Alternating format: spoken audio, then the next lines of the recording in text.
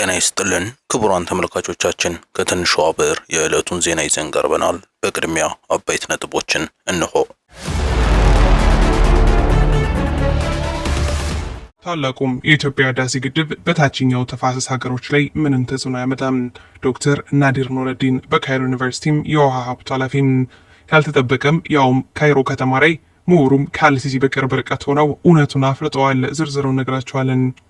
በአንድ ሳምንት ውስጥ በትግራይ የተፈጸሙ ጉዳዮች። በሽሬም ህወሓት ያስተባበረው አደገኛ ጥሪም። ህወሓት ደቡብ ትግራይ ራያና አካባቢ ላይ ተቃውሞ ሲገጥመው ወደ ደቡብ ምዕራብ አምርቶ ሽሬ ላይ አሳፋሪ ተግባር ፈጽመዋል። ዶክተር ደብረጽዮንና ሞንጆሪኖ በተገኙበት የተካሄደ ነው። ይህን የተመለከተ መረጃ ነግራቸዋለን። አምባሳደሩ ዘባረቁም በሀገራት ጦርነት መሀል ፈርደዋል። ሁለት የኢትዮጵያ ወዳጅ ሀገራት በጀመሩት ውጊያም ብይኑን ራሳቸው አምባሳደሩ መስጠታቸው ትዝብት ውስጥ ከቷቸዋል ተብሏል። ይህንን የምነግራቸዋለን። ወደ ዝርዝር ወሰድናችሁ። አሜሪካ ህወሓትን አስደነገጠች። አረፋችሁ ተቀምጡ፣ ወታደራዊ እንቅስቃሴን በሚመለከት አቋሟን አስታውቃለች። ተፈናቃዮችን መመለስ የሚቻለው ፖለቲካዊ መፍትሄን በመጠቀም ብቻ ነው ሲሉም የአሜሪካው አምባሳደር ኤርቪን ማሲንጋ ተናግረዋል። በኢትዮጵያ የሚገኘው የአሜሪካ ኤምባሲም የአምባሳደሩን የትግራይ ጉብኝት የተመለከተ መግለጫ አውጥቷል። አምባሳደር ኤርቪን ማሲንጋም ትናንት ወደ ትግራይ ክልል ሽሬ ሄደው ጉብኝት ማድረጋቸውን የገለጸው ኤምባሲው የጉብኝታቸው ዓላማም አሜሪካ ድጋፍ የሚደረግላቸው ተፈናቃዮች ሁኔታ ለመመልከት እንደነበር አስረድቷል። አሜሪካ የውጭ እርዳታ አስተዳደሯን በአዲስ መልክ ስታደራጅ የኢትዮጵያ ትልቁ ሰብዓዊ እርዳታ አቅራቢ መሆኗን ትቀጥልበታለች ያለው የኤምባሲው የአምባሳደሩ ጉብኝትም አሜሪካ ነፍስ አድን እርዳታን ለኢትዮጵያ በማድረስ ላይ ያላትን ቁርጠኝነት እንደሚያሳይ አስታውቋል። አምባሳደር ማሲንጋም ፕሬሲዋትና ማይዲሙ በተሰኙ የተፈናቃዮች መጠለያ ጣቢያ ተገኝተው የምግብ ስርጭቱንና የጤና አገልግሎትን ለመመልከት መቻላቸውን የጠቀሰው ኤምባሲው አምባሳደሩ በዚያው የሚኖሩ ተፈናቃዮችን አግኝተው የማነጋገር እድል እንዳገኙና ህይወታቸው ምን እንደሚመስል መረዳታቸውን አስረድተዋል። እየተከናወነ ባለው የሰብዓዊ እርዳታ ስራ ላይ ውይይት መደረጉንም ጠቅሷል። እየተደረገ ያለ የሰብዓዊ እርዳታም ድጋፍ የአስቸኳይ ጊዜ ፍላጎቶችን ለማሟላት ቢችልም አምባሳደሩ ተፈናቃዮቹን ወደ ቤታቸው ለመመለስ የሚቻለው በፖለቲካዊ መፍትሄ ብቻ ነው የሚል ግንዛቤ መያዛቸውን ገልጸዋል። ህወሓት የያዘውን የጦር እንቅስቃሴ በመተው ወደ ሰላማዊ መንገድ እንዲመጣም ጥሪ አስተላልፈዋል። በተያያዘም የአሜሪካው አምባሳደር ጀኔራል ታደሰ ወረደን ጠርተው አነጋግረዋል። በሽሬ ህወሓት ያስተባበረው እንዲገንጠል ጥሪም ህወሓት ደቡብ ትግራይ ላይ ተቃውሞ ሲገጥመው ወደ ደቡብ ምዕራብ አምርቶ ሀገር እንሁን የሚል የጽንፍ ቅስቀሳ ጀምሯል።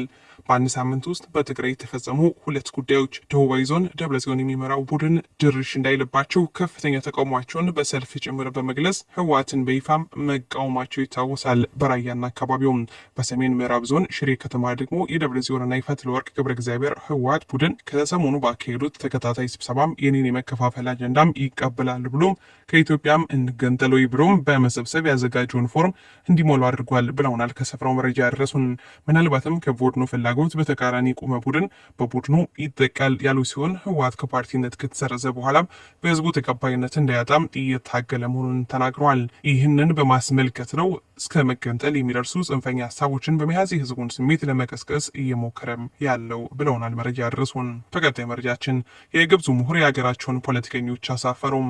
ታላቁ የኢትዮጵያ ህዳሴ ግድብ በታችኛው ተፋሰስ ሀገሮች ላይ ምንም ተጽዕኖ ያመጣም ሲሉም ዶክተር ናዲር ኑረዲን በካይሮ ዩኒቨርሲቲ የውሃ ሀብት ኃላፊ ተናግረዋል። ያልተጠበቀም ያውም የካይሮ ከተማ ምሁር ከአልሲሲ በቅርብ ርቀት ሆነው እውነቱን አፍርጠዋል። በኢትዮጵያ የተገነባ የሚገኘው ታላቁ የኢትዮጵያ ህዳሴ ግድብ በታችኛው ተፋሰስ ሀገሮች ላይ ምንም ተጽዕኖ እንደማያመጣ ነው በካይሮ ዩኒቨርሲቲም የውሃ ሀብት ኃላፊው ዶክተር ናዲር ኑረዲን የሚናገሩት። ዶክተር ናዲር ኑረዲን ለአል አረቢያ እንደተናገሩት የታላቁ የኢትዮጵያ ህዳሴ ግድብ የታችኛው ተፋሰስ ሀገሮች ላይ ብዙ ውዝግቦችንና ጥያቄዎችን ሲያስነሳ የቆየ ሲሆን በተለይ አንዳንድ ባለሙያዎች በናይል በታችኛው ተፋሰስ ሀገሮች ላይ አደጋ የደቀነ እንደሆነ ይናገሩ ነበር።